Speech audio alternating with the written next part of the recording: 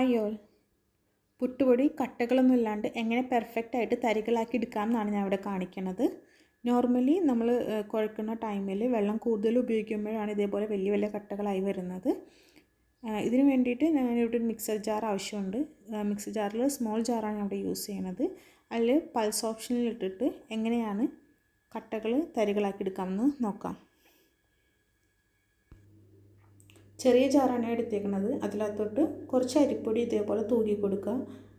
അതൊന്ന് എന്നിട്ട് സ്പ്രെഡ് ചെയ്ത് കൊടുക്കണം. അതിനുശേഷം നമ്മൾ പ്രിപ്പയർ ചെയ്ത് വെച്ച പുട്ടുപൊടി കുറച്ചായിട്ട് ഇട്ട് കൊടുക്കണം. ഒരുപാടാവരുത്. ഓരോ തവണ അടിക്കുമ്പോഴും ചെറിയൊരു ക്വാണ്ടിറ്റി വേണം എടുക്കാൻ വേണ്ടിയിട്ട്, അല്ലെങ്കിൽ ഒന്നും കൂടി കട്ട പിടിക്കുകയുള്ളൂ. ഇനി നമ്മുടെ മിക്സറിൽ 3 സ്പീഡ്സ് ആണുള്ളത്, ഒരു പൾസും ആണുള്ളത്. നമുക്ക് പൾസാണ് ഇവിടെ ആവശ്യമുള്ളത്. 3 സ്പീഡ്സിന് അവിടെ യൂസ് ചെയ്യണില്ല. ജസ്റ്റ് ഒരു പൾസ് കൊടുക്കുക. അതാണ് ഇപ്പോൾ ഇവിടെ ചെയ്യാൻ പോണത്. ഇതേപോലെ ബാക്ക് സൈഡിലോട്ട് ജസ്റ്റ് ഒരൊറ്റ പ്രാവശ്യം ഇത് ചെയ്യാവുള്ളൂ. നമ്മൾ മറിച്ച് 1 to 3 സ്പീഡിലോട്ട് പോവുകയാണെങ്കിൽ ഒന്നുകൂടി നമ്മുടെ പൊടി കട്ട പിടിച്ച് ഒരൊറ്റ ഉണ്ടായി കിട്ടും. ഇപ്പോൾ ഒരൊറ്റ പൾസ് കൊടുത്തിട്ടുണ്ട്. ഇപ്പോൾ നമുക്ക് കാണാം കട്ടകളൊക്കെ ഉടനെ പെർഫെക്റ്റായിട്ട് തരികളായിട്ടുണ്ട്.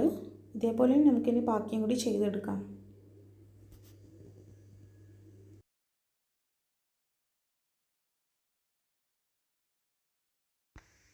ഇപ്പോൾ എല്ലാം അടിച്ചെടുത്തിട്ടുണ്ട്. നമ്മുടെ കട്ടകളൊക്കെ ഉടഞ്ഞ് നല്ല തരിതരിയായിട്ടുണ്ട്. നിങ്ങൾക്ക് കറക്റ്റായിട്ട് കാണാൻ പറ്റും സ്ക്രീനിൽ. എല്ലാവരും അപ്പോൾ ഇത് വീട്ടിൽ ട്രൈ ചെയ്ത് നോക്കണം.